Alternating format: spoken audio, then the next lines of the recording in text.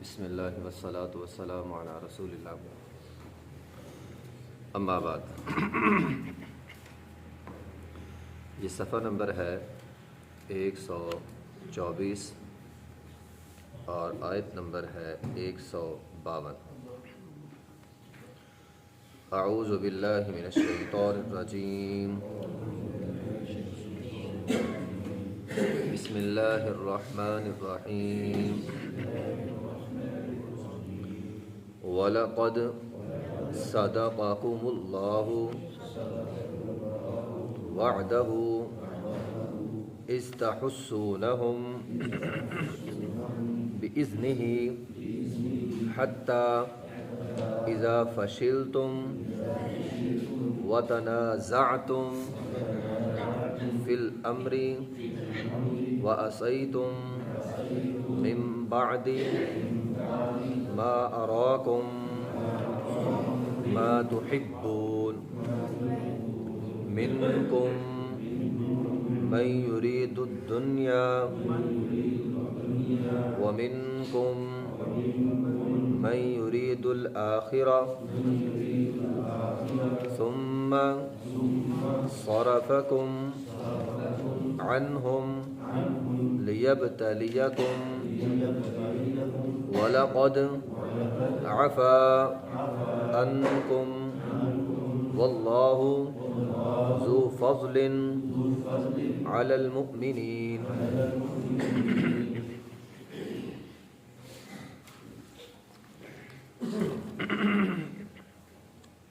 وَلَقَدْ اور البتہ تحقیق صدقکم اللہ، اللہ نے سچ کر دکھایا، وعدہ اپنا وعدہ، استحسونہم جب تم ان کے گلے کاٹ رہے تھے، بِإِذْنِهِ اس اللہ کے حکم سے، حتیٰ کہ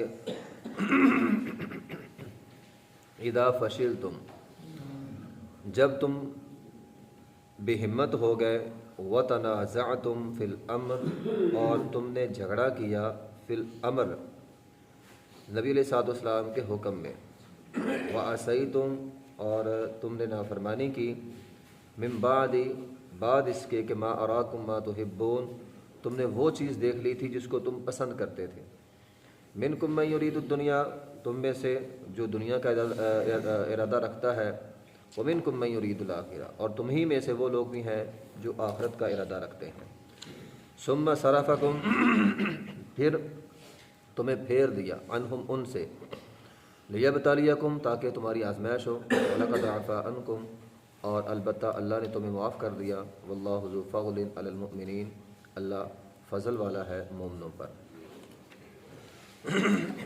غزوہ احد میں ابتدائی طور پر اللہ تعالیٰ نے مسلمانوں کی مدد کی، مسلمانوں نے خوب کافروں کو مارا، حتیٰ کہ کافر بھاگ گئے۔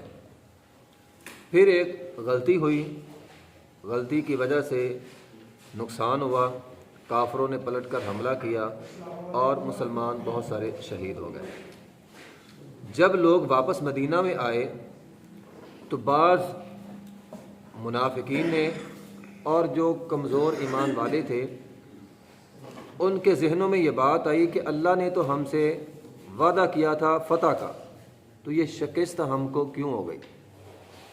اللہ نے کہا تھا میں تمہیں فتح دوں گا، ہم تو اللہ کے حکم پہ لڑنے گئے، ہم نے تو اللہ کی بات مانی اور ہمیں شکست ہو گئی۔ تو اس کے جواب میں اللہ تعالیٰ نے یہ آیت کریمہ نازل کی تھی۔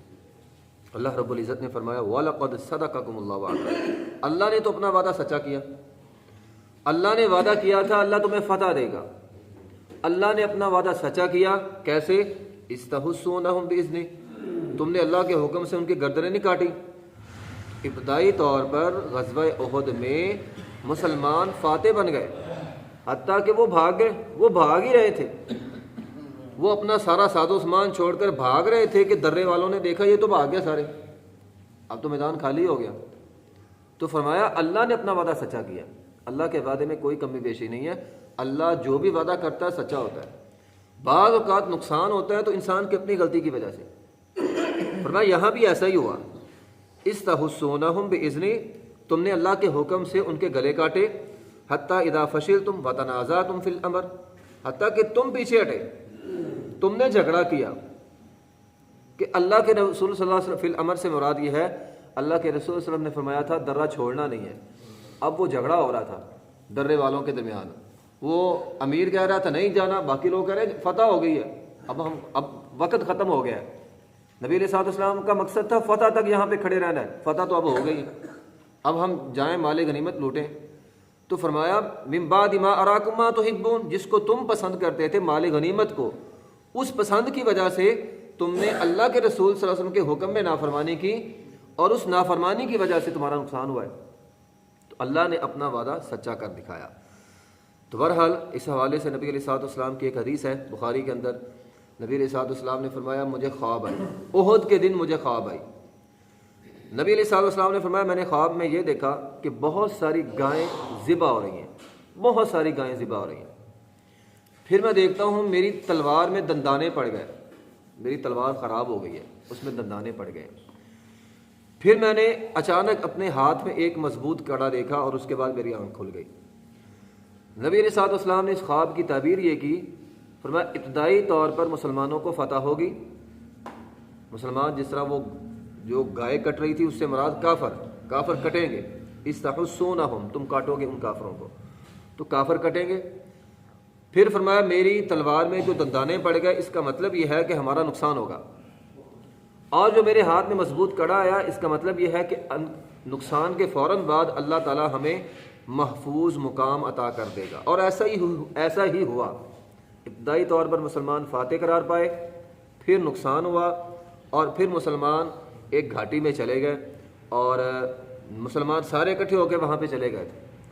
اور حدیث ہے بخاری کے اندر بھی ہے کہ ابو سفیان نے جب مسلمان وہاں میدان سے ہٹ کر وہ جو گھاٹی تھی اس کے اندر چلے گئے، تو ابو سفیان نے وہاں پہ کھڑا ہو کر کہا تھا 3 مرتبہ، اس نے نبی علیہ الصلوۃ والسلام کا نام لیا محمد صلی اللہ علیہ وسلم، اور اس نے کہا کیا وہ تمہارے اندر زندہ ہے؟ نبی علیہ الصلوۃ والسلام نے صحابہ کرام کو خاموش رہنے کا کہا، فرمایا خاموش رہو۔ 3 مرتبہ اس نے کہا، جب آگے سے جواب نہ ملا اس نے پھر 3 دفعہ کہا ابو بکر زندہ ہے؟ نبی علیہ الصلوۃ والسلام نے فرمایا خاموش رہو۔ جب اس نے 3 مرتبہ یہ بھی پوچھ لیا، پھر اس نے 3 مرتبہ پوچھا عمر زندہ ہے؟ نبی علیہ الصلوۃ والسلام نے فرمایا خاموش رہو۔ تو پھر اس نے کہا اگر یہ تینوں فوت ہو گئے، مر گئے نعوذ باللہ، تو اسلام ختم ہو گیا۔ اس نے اس کے علاوہ کسی اور کا نہیں پوچھا۔ جب اس نے یہ بات کہی نا اسلام ختم ہو گیا، عمر رضی اللہ فرمانے کہ اللہ کے رسول اب مجھ سے رہا نہیں جاتا، اب میں نے اس کو جواب دینا ہے۔ پھر عمر بن خطاب رضی اللہ تعالیٰ عنہ نے نبی علیہ الصلوۃ والسلام کی اجازت سے کہا او بدبخت انسان، الحمدللہ تینوں ہی زندہ ہیں، جن کا تو نے نام لیا ہے تینوں ہی زندہ ہیں۔ پھر اس نے اپنا جو بت تھا اس کا ہبل، اس کا نعرہ لگایا۔ نبی علیہ الصلوۃ والسلام نے فرمایا اس کا جواب کیوں نہیں دیتے؟ صحابہ کرام نے کہا اللہ کے رسول کیا جواب دیں؟ فرمایا جواب دو اللہ اعلی و اجل، وہ کہہ رہے ہیں ہبل زندہ باد، تم کہو اللہ سب سے بڑا ہے، وہ کہہ رہا ہے ہبل سب سے بڑا ہے، تم کہو اللہ سب سے بڑا ہے۔ پھر ابو سفیان نے کہا لنا عزا ولا عزا لکم، ہمارے پاس عزا بت ہے تمہارے پاس نہیں ہے۔ نبی علیہ الصلوۃ والسلام نے فرمایا جواب کیوں نہیں دیتے؟ کہا اللہ کے رسول کیا جواب دیں؟ فرمایا جواب دو اللہ مولانا ولا مولا لکم، اللہ ہمارا مولا ہے تمہارے پاس مولا کوئی نہیں۔ پھر ابو سفیان کہنے لگا اے عمر ذرا میرے پاس آؤ۔ نبی علیہ الصلوۃ والسلام نے فرمایا جا، عمر رضی اللہ عنہ کو حکم دیا جاؤ اس کی بات سنو۔ جب نبی علیہ الصلوۃ والسلام کے حکم پہ وہ گئے بات سنی تو کان میں پوچھنے لگا نبی علیہ الصلوۃ والسلام زندہ ہے؟ ہاں الحمدللہ نبی علیہ الصلوۃ والسلام زندہ ہے اور تیری ساری باتیں سن رہے ہیں۔ پھر وہ وہاں سے جو ہے وہ چلا گیا۔ تو بہرحال اس خواب کے مطابق بالکل ایسا ہی ہوا، ابتدائی طور پر فتح ہوئی، پھر مسلمانوں کا نقصان ہوا، اور پھر مسلمان ایک محفوظ مقام پہ یعنی اس گھاٹی کے اندر جو ہے وہ چلے گئے۔ تو اذا فشلتم، تو استحسونہم باذنی، تم اللہ کے حکم سے ان کی گردنیں کاٹ رہے تھے۔ اذا فشلتم، جب تم کمزور ہو گئے، وتنازعتم فی الامر، اور تم نے نبی علیہ الصلوۃ والسلام کے اس حکم میں اختلاف کیا، جھگڑا کیا، تو پتہ یہ چلا، اب دیکھو یہ صحابہ کی جماعت ہے، صرف ایک حکم میں اختلاف کیا ہے۔ آسان لفظوں میں چلو ہم یہ سمجھ لیتے ہیں ایک حکم میں نافرمانی کر لی ہے۔ چند صحابہ کرام نے ایک حکم میں نافرمانی کی کہ وہ درہ چھوڑا، نقصان کتنا ہوا؟ 70 صحابہ شہید ہو گئے۔ اور ہم کتنے حکم کی نافرمانی کرتے ہیں اور ہر روز کرتے ہیں، تو پھر نقصان نہیں ہوگا؟ یہاں تو صحابہ سے ایک غلطی ہو رہی ہے اتنا نقصان ہو گیا، وہ اللہ کے رسول کے صحابہ ہیں، کبھی غلطی ہوئی نہیں، ایک ہی ہوئی ہے اور اتنا نقصان ہو گیا، اور ہم سے کتنی ہوتی ہیں؟ بے شمار غلطیاں اور ہر روز ہوتی ہیں، پھر اس کا نقصان نہیں ہونا، اس کا نقصان بھی ہوتا ہے۔ نبی علیہ الصلوۃ والسلام نے فرمایا 5 گناہ ایسے ہیں جن کی اللہ تعالیٰ دنیا میں تمہیں سزا دیتا ہے اور فوراً سزا دیتا ہے۔ بندے سے غلطی ہوتی ہے، فوراً سزا مل جاتی ہے، اور اللہ تعالیٰ دیتا ہے، اور دنیا میں دیتا ہے۔ آخرت کا چلو معاملہ تو بات ہے نا، دنیا میں دیتا ہے اللہ تعالیٰ۔ کون سے؟ نبی علیہ الصلوۃ والسلام نے فرمایا سب سے پہلے بے حیائی۔ فرمایا اس کی سزا اللہ دنیا میں دیتا ہے، اور اس کی سزا یہ ہے کہ بندے کو طاعون کی بیماری لگتی ہے، اور ایک حدیث میں ہے اس کی سزا یہ ہے بندے کو ایسی بیماری لگتی ہے جو پہلے لوگوں میں نہیں ہے، جو باپ دادے میں نہیں ہے، بندے پہ بیماری لگ گئی۔ اور آج آپ دیکھ لیں بے حیائی کی وجہ سے ایسی ایسی بیماریاں، ڈاکٹر حیران ہو جاتے ہیں یہ کیسی بیماری لگ گئی ہے۔ تو فرمایا بے حیائی کی سزا اللہ فوراً دیتا ہے، اور ہمارے معاشرے میں بے حیائی پھیل رہی ہے، سزا پھر فوراً ملتی ہے۔ نمبر 2 فرمایا جب زکوٰۃ بندہ نہ دے، عشر نہ دے، زکوٰۃ نہ دے، اللہ بارشیں روک لیتا ہے۔ فرمایا اگر زمین پہ چوپاہے نہ ہوں، جانور نہ ہوں، اللہ ایک قطرہ بارش کا نہ برسائے۔ یہ تو ان کی وجہ سے کہ زمین پہ جانور ہیں، چوپاہے ہیں، پرندے ہیں، انہیں ضرورت ہوتی ہے بارش کی، اللہ ان پر مہربان ہوتا ہے، بارش ہوتی ہے، ورنہ زکوٰۃ نہ دینے کی جرم میں اللہ تعالیٰ ایک قطرہ بارش کا نازل نہ کرے۔ اور آج ہمارے ملکوں میں بارشوں کا نظام بھی خراب ہے، بے مقصد ہو جاتی ہیں، جب ضرورت ہوتی نہیں ہوتی، اور یہ اللہ تعالیٰ کی طرف سے آزمائش ہے۔ آگے نمبر 3 فرمایا جو قوم ناپ تول میں کمی کرے اللہ قحط سالی ان پر مسلط کر دیتا ہے، اور 3 عذاب آتے ہیں، ایک قحط سالی کا، نمبر 2 رزق میں کمی کا، نمبر 3 ظالم بادشاہ کا۔ اور اگر آج ہم یہ روتے ہیں نا، رونا روتے ہیں کہ ہمارے حکمران یہ ہیں، ہمارے حکمران وہ ہیں، تو پھر قصور اس حدیث کے تحت ہمارا ہی ہے۔ اگر ہم یہ سمجھتے ہیں ہمارے حکمران اچھے نہیں ہیں، گندے ہیں، تو قصور کس کا ہے؟ فرمایا ناپ تول میں کمی کرو گے گندے حکمران تمہارے اوپر آ جائیں گے۔ اگر ہم یہ سمجھتے ہیں ہمارے حکمران اچھے نہیں آتے، ہم نے اتنے سالوں سے دیکھ رہے ہیں سارے ہی وہ اچھے نہیں آ رہے، برے حکمران آ رہے ہیں، تو پھر وجہ ہماری ہے۔ فرمایا ناپ تول میں کمی کرو گے اللہ تم پر ظالم حکمرانوں کو مسلط کر دے گا۔ نمبر 4 فرمایا جب حکمران شریعت اسلامیہ کو فالو نہیں کریں گے، اللہ تعالیٰ غیر مسلم جو حکمران ہوں گے، جو دشمن ہوں گے، ان کو تمہارے اوپر مسلط کر دے گا۔ اور 5ویں نمبر پر فرمایا جب تم ایک سنت کو چھوڑو گے، سنت چھوڑنے کے جرم میں اللہ تمہارے درمیان اختلاف پیدا کر دے گا۔ اور آج یہ حدیث بالکل 5 چیزیں ہمارے معاشرے میں ہو رہی ہیں، اور 5 سزائیں بھی ہمارے معاشرے کے اندر موجود ہیں۔ تو ایک غلطی اللہ تعالیٰ اس کی سزا دیتا ہے، نافرمانی، ہاں توبہ کر لیں، معافی مانگ لیں، وہ الگ بات ہے، لیکن جرم کی سزا تو ہے۔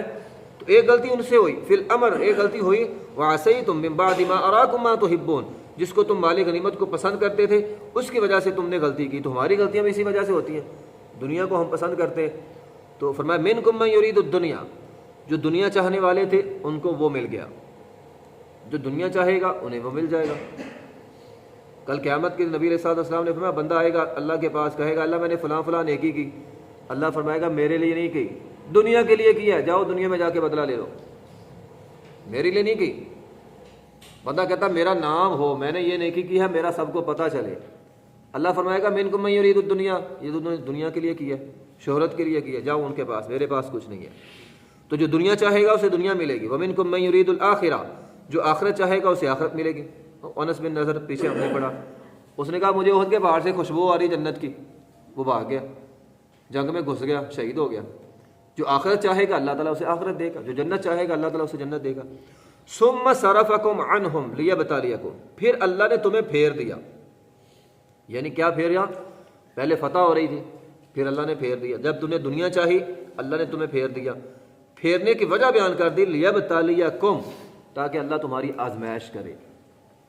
پکا مومن کون ہے، کمزور مومن کون ہے، کس کے اندر کیا کمزوری ہے، وہ آزمائش کرے۔ وَلَقَدْ عَفَا عَنْكُمْ، یہ بہت بڑا جملہ ہے، وَلَقَدْ عَفَا عَنْكُمْ، اللہ نے معاف کر دیا۔ آج تک ہمارے ہاں بہت سارے لوگ تھوڑا بہت دین کا پتہ ہوتا ہے، سارا دین کا پتہ نہیں ہوتا، وہ جو صحابہ احد کے میدان سے بھاگ گئے، وہ جو صحابہ احد کے میدان سے بھاگ گئے، وہ صحابہ کے بارے میں یہ لیبل ہم آج تک لگاتے آ رہے ہیں، وہ صحابہ احد کے میدان سے بھاگ گئے، اور وہ جو یہ تو بھاگ گئے تھے، یہ تو بھاگ گئے تھے۔ بالفرض اگر یہ جملہ مان بھی لیں، ویسے تو حقیقت اللہ کو پتہ ہے، پیچھے سے دشمن ہے، آگے سے دشمن ہے، بندے کو سمجھ نہیں آتی کرنا کیا ہے۔ بالفرض اگر یہ بات تسلیم بھی کر لی جائے کہ صحابہ کرام بھاگ گئے تھے تو اللہ تعالیٰ نے معاف کر دیا، وَلَقَدْ عَفَا عَنْكُمْ۔ جب اللہ نے ایک جرم معاف کر دیا، ہم کون ہوتے ہیں اس جرم کی آڑ دلانے والے؟ اور دوسری بات، وہ بھاگے نہیں تھے، وہ پیچھے سے دشمن آگے تھے۔ دشمن ہے تو انسان ہی ہے نا، موت جب موت سامنے ہوتی ہے تو انسان ہی ہے، آگے پیچھے سے دشمن آگے، سمجھ نہیں آئی، کوئی کہیں چلا گیا، کوئی کہیں چلا گیا، کوئی کہیں چلا گیا۔ تو بہرحال جو بھی وہاں پہ ہوا، سب سے بہترین اللہ جاننے والا ہے، سب سے بہترین اللہ جاننے والا ہے وہاں پہ کیا ہوا، اور اللہ خود فرما رہے میں نے معاف کر دیا۔ عبداللہ بن عمر رضی اللہ عنہ کے پاس ایک بندہ آیا حج کے موقع پہ، اس نے کہا جی عثمان غنی رضی اللہ تعالیٰ پہ بہت سارے اعتراض کیے، وہ جی بدر کی لڑائی میں شریک نہیں ہوا، احد سے بھاگ گیا، بیت رضوان میں شریک نہیں تھا۔ تو کہنے لگے بدر کی لڑائی میں انہوں نے نبی علیہ الصلوۃ والسلام نے اجازت دی تھی، ان کی بیوی بیمار تھی، احد کی لڑائی میں اور تم کہتے ہو بھاگ گیا۔ میں اللہ کی قسم کھا کے کہتا ہوں اللہ نے ان کو معاف کر دیا۔ تم کون ہوتا ہے یہ بات کہنے والا کہ وہ بھاگ گئے تھے؟ اس لیے یہ بہت گستاخانہ جملہ ہے کہ صحابہ کرام نعوذ باللہ احد کے میدان سے بھاگے تھے۔ جو بھی وہاں پہ ہوا اللہ سب سے بہتر جانتا ہے، اور اللہ تعالیٰ نے قرآن میں کہہ دیا وَلَقَدْ عَفَا عَنْكُمْ، میں نے تمہیں معاف کر دیا۔ جب اللہ نے معاف کر دیا تو اللہ نے معاف کر دی۔ اور اس کے بعد حضرت عثمان غنی رضی اللہ تعالیٰ پہ سب سے بڑا اعتراض ہوتا ہے، نبی علیہ الصلوۃ والسلام کی زبان سے کئی مرتبہ انہیں جنت کی خوشخبری ملی ہے، تو صحابہ کرام کو اللہ جنت دے رہے ہیں، ہم کہہ رہے ہیں نہیں بھاگ گئے ایسے ہی۔